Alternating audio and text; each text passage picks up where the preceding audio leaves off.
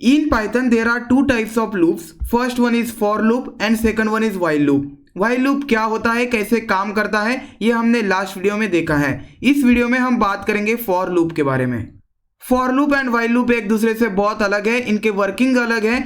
While loop में condition होती है, जब तक वो कंडीशन ट्रू होती है तब तक वाइल लूप एग्जीक्यूट होता है, लेकिन फॉर अलग तरीके से काम करता है। चलिए बात करते हैं कि फॉर लूप होता क्या है एंड कैसे काम करता है।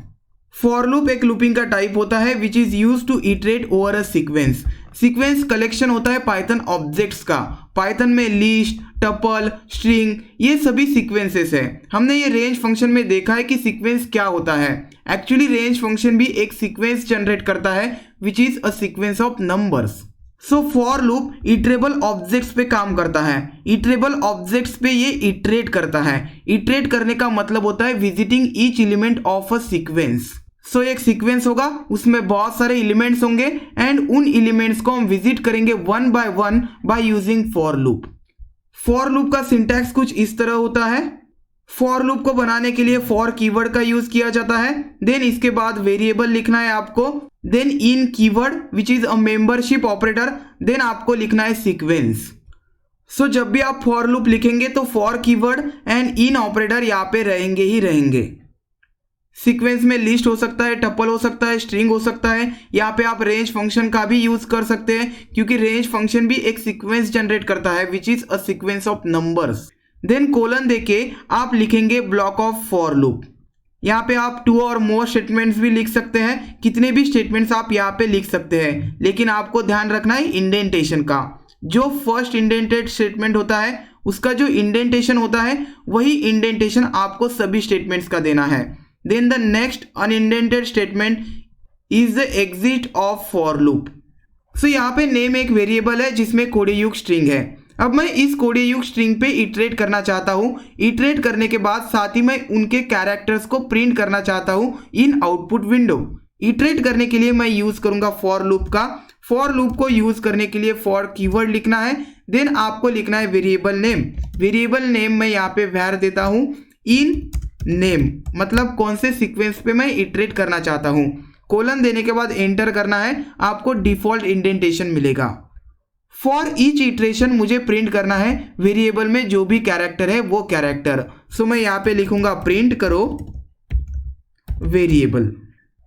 आउटपुट विंडो में देखिए कोडे युग के सभी कैरेक्टर्स प्रिंट हो रहे हैं। On the execution of first line कोडे युग इस स्ट्रिंग को असाइन किया जाएगा with variable name. Then second line पे पाइथन को फॉर लूप मिल रहा है। फॉर लूप मिलने के बाद पाइथन क्या करेगा, ये जो सीक्वेंस है वेरिएबल नेम इसको रिप्लेस कर देगा विद दिस सीक्वेंस। सो ये सीक्वेंस यहाँ पे चला आएगा। हमने यहाँ पे मेंबरशिप ऑपरेटर का यूज किया है। सो एक एक कैरेक्टर इस वेरिएबल में स्टोर होगा। हम इटरेट करेंगे इस स्ट्रिंग पे। फर्स्ट सी वैल्यू है, सो फर्स्ट इटरेशन पे ये सी इस वेरिएबल में चला आएगा। Now variable is a tag for this C and on the execution of for loop हम प्रिंट कर रहे हैं वेरिएबल। सो आउटपुट विंडो में C प्रिंट होगा। Similarly on the next iteration O इस वेरिएबल में आएगा, प्रिंट करेंगे हम वेरिएबल को, O प्रिंट होगा।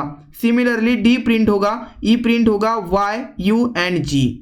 आफ्टर प्रिंटिंग G फिर से कंट्रोल यहाँ पे आने के बाद अब ये चेक करेगा पाइथन कि सारे एलिमेंट्स विजिटेड है या नहीं। सो सी भी विजिट है, वो डी, ई, वाई, यू, जी सभी एलिमेंट्स को उसने विजिट किया है। सो ये अपना एग्जीक्यूशन स्टॉप कर देगा। सो फॉर लूप तब तक एग्जीक्यूट होता है जब तक सारे एलिमेंट्स विजिट नहीं होते। सिंपल प्रोग्राम लिखना है टेबल ऑफ वन का by using for loop. For value in range of 1 से स्टार्ट करना पड़ेगा एंड 11 तक जाना पड़ेगा। 11 ये इंक्लूड नहीं करेगा, हमें पता है रेंज फंक्शन कैसे काम करता है। देन मैंने कोलन दिया। ये जो रेंज फंक्शन है ये रिटर्न करता है सीक्वेंस ऑफ नंबर्स। तो ये एक सीक्वेंस देगा विच इज अ नंबर सीक्वेंस। 1 से स्टार्ट होगा एंड 10 तक ये जाएगा, 11 को इंक्लूड नहीं करेगा। हम प्रिंट करेंगे प्रिंट करो वैल्यू। 7 रन करता हूं। सो फॉर लिखा फॉर लूप को क्रिएट करने के लिए। देन एक variable name in range of 1 to 11 का मतलब है एक sequence that is from 1 to 11, that is this sequence. So start 1 से हो रहा है, फर्स्ट एलिमेंट 1 है इस सीक्वेंस का। ये एलिमेंट इस वैल्यू वेरिएबल में जाएगा। फॉर लूप एग्जीक्यूट होगा एंड प्रिंट होगा वैल्यू 1। फिर से फॉर लूप चलेगा एंड नाउ 2 वेरिएबल में आएगा, वैल्यू में प्रिंट होगा 2। On the next iteration 3 print होगा। ऑन द नेक्स्ट इटरेशन 4 चला आएगा इस वेरिएबल में एंड प्रिंट कर रहे उस वेरिएबल को। देन 5। ये तब तक चलता रहेगा जब तक सारे एलिमेंट्स विजिट नहीं होते। 10 विजिट करने पर 10 यहाँ पे प्रिंट होगा, लेकिन बाद में जब फॉर लूप चलेगा तो पाइथन को पता चलेगा कि ऐसा कोई एलिमेंट अब नहीं बचा है जिसको उसने विजिट नहीं किया है। सो यहाँ पे पाइथन फॉर लूप का एग्जीक्यूशन स्टॉप कर देगा। Now this is a list L1, इसमें कुछ नंबर्स है। अब मैं एक फॉर लूप लिखता हूँ फॉर वेरिएबल इन L1। यहाँ पे सीक्वेंस L1 है, L1 में ये लिस्ट है, इसका फर्स्ट एलिमेंट 1 है। सो ये एलिमेंट इस वेरिएबल में आएगा एंड प्रिंट होगा वेरिएबल +1। वेरिएबल में वैल्यू 1 है, सो 1 + 1 होगा 2। आउटपुट विंडो में 2 प्रिंट होगा। सो हम कंप्यूटेशन कैलकुलेशंस भी कर सकते हैं फॉर लूप में। Then on the next iteration 10 को विजिट किया जाएगा, 10 इस वेरिएबल में आएगा, देन 10 + 1 11 प्रिंट करके मिलेगा। जैसे हमने वाइल के साथ एल्स का यूज किया था, सेम उसी तरह फॉर के साथ भी हम एल्स का यूज कर सकते हैं। आपको एग्जैक्ट फॉर के नीचे एल्स को लिखना है। सेव करता हूँ इस प्रोग्राम को, देन रन करता हूँ। सो सीक्वेंस इज डिजिट्स, डिजिट्स में एक लिस्ट है, 0 1 एंड 5 उसके एलिमेंट्स हैं।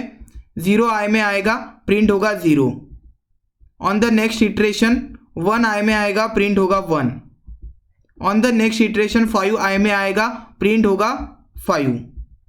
सारे एलिमेंट्स विजिट होने पर फॉर लूप अपना एग्जीक्यूशन बंद कर देगा, देन डायरेक्ट कंट्रोल एल्स पे आ जाएगा। सो एल्स पार्ट एग्जीक्यूट होता है जब सारे एलिमेंट्स विजिट होते हैं। प्रिंट होगा नो आइटम्स लेफ्ट दिस। लेकिन आप फॉर लूप में ब्रेक यूज करते हैं। सपोज यहाँ पे मैं लिखता हूं इफ i = 5 ब्रेक करो। ब्रेक एक कीवर्ड होता है, इसके बारे में हम जानेंगे नेक्स्ट वीडियो में। तब एल्स पार्ट एग्जीक्यूट नहीं होगा। फर्स्ट इसका आउटपुट देखते हैं, बाद में इसका फ्लो देखेंगे। कुछ इस तरह से आउटपुट आ रहा है।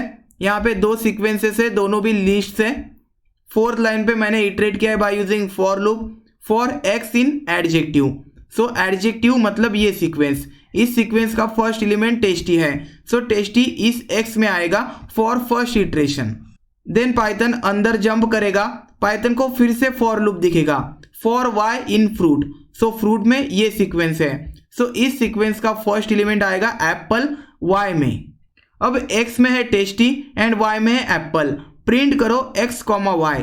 x में होगा प्रिंट टेस्टी एंड y में होगा print Apple. So tasty Apple print होगा। फर्स्ट आउटपुट देखिए। देन फिर से कंट्रोल यहां से यहां पे आएगा, दैट इज अंदर का फॉर लूप एग्जीक्यूट होगा फिर से। देन नेक्स्ट एलिमेंट विजिट किया जाएगा which is orange. Orange y में आएगा, x में ऑलरेडी टेस्टी है, सो टेस्टी ऑरेंज प्रिंट होगा। सिमिलरली टेस्टी मैंगो प्रिंट होगा। नाउ फ्रूट के सारे एलिमेंट्स को विजिट किया गया है, सो यहां से कंट्रोल अब यहां पे आएगा। देन नेक्स्ट एलिमेंट इसका विजिट किया जाएगा रेड। x में आएगा रेड, फिर से ये एग्जीक्यूट होगा फॉर लूप। अब रेड के लिए अंदर का फॉर लूप 3 बार एग्जीक्यूट होगा, apple, orange and red mango. Similarly with the big apple, big orange and big mango. So इस तरह हम नेस्टेड फॉर लूप का यूज कर सकते हैं। नेस्टेड फॉर लूप का यूज होता है मैट्रिक्स को बनाने के लिए। साथ ही नेस्टेड फॉर लूप्स का यूज करके हम कॉम्प्लेक्स प्रॉब्लम्स भी सॉल्व कर सकते हैं। ये हम असाइनमेंट्स एंड कोडिंग प्रॉब्लम्स में देखेंगे। अभी के लिए हमें सिर्फ समझना है कि फॉर लूप वर्क कैसे करता है। So thanks for watching this video. उम्मीद करता हूँ कि आपको ये वीडियो पसंद आया होगा। Will see you next time.